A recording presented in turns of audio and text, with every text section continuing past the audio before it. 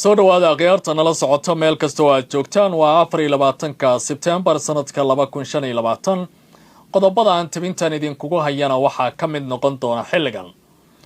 Amiirka wadanka Qatar Sheikh Tamim bin Hamad Al Thani iyo boqorka wadanka Jordan boqor Abdullah labaad ayaa si weyn u dhaliilay nidaamka Israa'iil isla markaana waxay ku baaqeen Mareykanka inuu qaado tallaabooyin degdeg ah khudbada xasaasiya oo ay jeediyeen ayaa dhaliya muran aad u xoogan oo dunida warbaahinta iyo caalamka diblomaasiyadda aad loogu falanqeynaya hadda muxuu yahay eedda uu jeediyo boqorka Qatar oo mooday in isagoo careysan lagu soo dhaweeyay miiska qaramada midoobay isla markaana si weyn uga hadlay xaaladda ka taagan wadankiisa iyo gobolka bariga dhexe hasaatee boqorka wadanka Jordan ayaa noqday mid labaad oo si weyn u dhaliilay wadanka ama nidaamka la yiraahdo Israa'iil iyo Benjamin Netanyahu labadaba wararka ay jeediyeen maxaa lagu macnayn karaa xilligan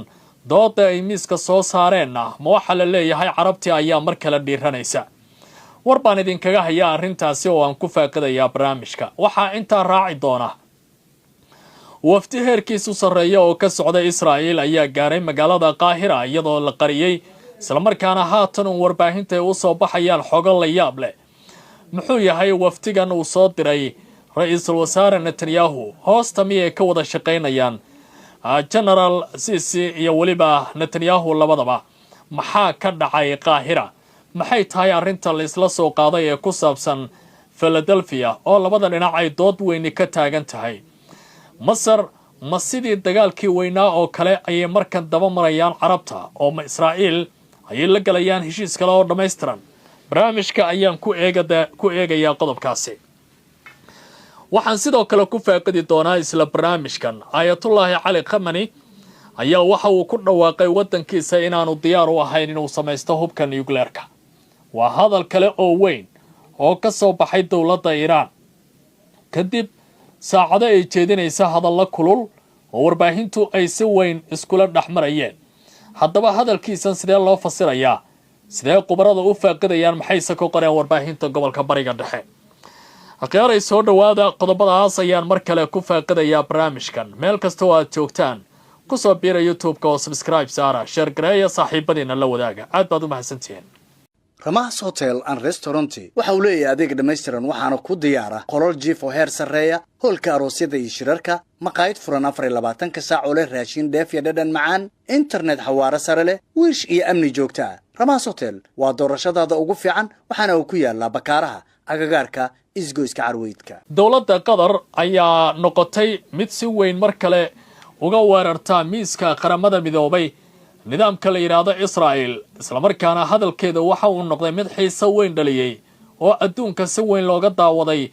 iyadoo boqorka wadanka Jordanna uusan waxba u reeban Netanyahu kadib markii uu ku tilmaamay nin dagaal ooga ah oo doonaya gobolkaasi inaanu xasilin carabtu waxa ay ku dagaalamayaan fagaaraha diblomaasiyadda Israa'iilna waxa ay ku dagaalamaysaa fagaaraha dagaalka iyo iskoorimaadiyada ciidamada labada dhinac mid kasta ay waxa uu doonayaa guul dhameystiran inuu gaaro laakiin carabta warqadaha iyo codadka mikrofoonka lagu sheego ayay hadda u eg tahay in ay guula ka soo hoynayaan laakiin taasi ma noqon kartaa dhammaystirka guul gobolka bariga dhexe ay xilligan ka gaaraan sida uu qorayo telefishinka Al Jazeera amiirka dalka Qatar Sheikh Tamim bin Hamad Al Thani iyo boqorka wadanka Urdun Abdullah labaad ayaa khudbada adag ka jeediyay furitaanka kalfadhiga 8aad ee golaha meertada qaramada midoobay ee ka soconaya magaalada New York iyagoo si kulul u weeraray siyaasadda dawladda nidaamka Israa'iil iyo ra'iisul wasaare Benjamin Netanyahu boqorka wadanka Urdun ayaa sheegay in ficilada Israa'iil ay dumisay saldhiggii la dhisi lahaa ee nabad waarta ee gobolka bariga dhexe isagoo intaa ku daray in Netanyahu uusan doonayn nabad balse ay sii wadayaan dilka barakaca iyo waliba xaqiraadda dadka dhibaataysan ee carabta ah ee gobolka bariga dhexe ku sugan waa Falastiiniyiinta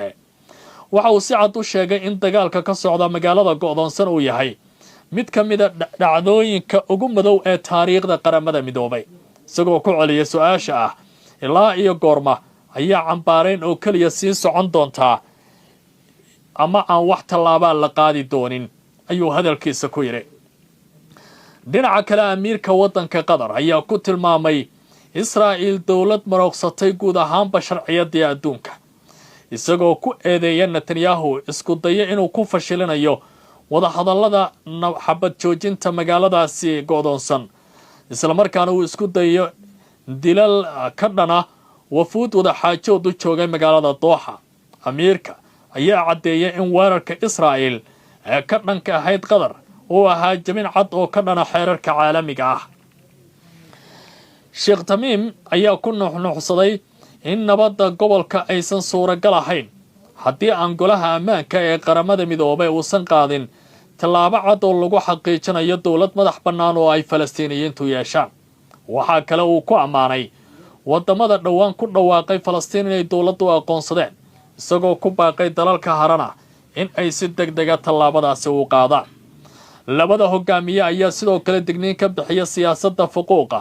iyo gardarrada ku dhisan ee nidaamka netanyahu oo ay ku jiraan buu yidhi hanjabaadaha ka dhanka masjidka al aqsa ay horseedi karaan dagaalo diimeed oo ballaaran oo gobolka oo keliya aan ku ekaan balse caalamka ku faafa tan iyo 7 Oktoobar 2023 taageerada Mareykanka ee Israa'iil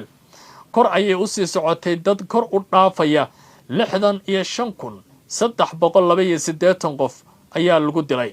166 ruux 6,985 kalena dhaawacyo ayaa ka soo gaaray kuwaasoo dhammaantood ah Falastiiniyiin aan ilaa iyo hadda gacan helin dhinaca Masarna waxa ay qaadeen tallaabo la yaab leh kadib markii waddankooda ay ku soo dhaweeyeen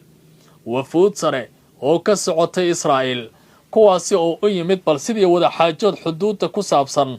ay ula yeelan lahaayeen nidaamkan ka dhisan magaalada Qaahira ee uu hogaamiye Cabdi Fataax al-Siisi xoga diblomaasiyadeed iyo kuwa warbaahineed ayaa daaha ka qaaday in wafdi heer sare ah oo Israa'iil ka socda ay booqasho qarsoodi ah ku tageen magaalada Qaahira isniintii la soo dhaafay si looga hadlo baa la yiri mas'uuliyadda Masar ee la xiriira arrimaha xadka ee kala dhaxeeya magaalada go'doonsan gaar ahaan halka loo yaqaan Philadelphia oo ay hadda Israa'iil gacanta ku hayaan booqashadan oo qaadatay ku dhawaad 4 saacadood ayaa la xaqiijiyay in ay timid kadib codsi Israa'iil ah isla markaana Mareykanku uu isku dabariday waxaana looga hadlay arrimo amni iyo kuwa siyaasadeed oo quseeya labadan dhinac qodobada ugu waaweyn ee laga hadlay oo warbaahinta loo tusiyay waxaa ka mid ah Masar oo cabasho ka muujisay dhismaha Israa'iil ee waliba awoodaha isgaarsiinta iyo kormeedka dhaadheer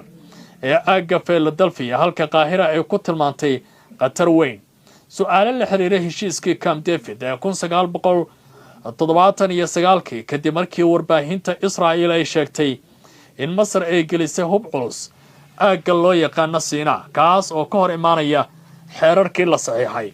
eedeymo ra'iisul wasaare Netanyahu u gudbiyay Washington oo Mareykanku ay u muuqdeen in uu si degdeg ah uga jawaabay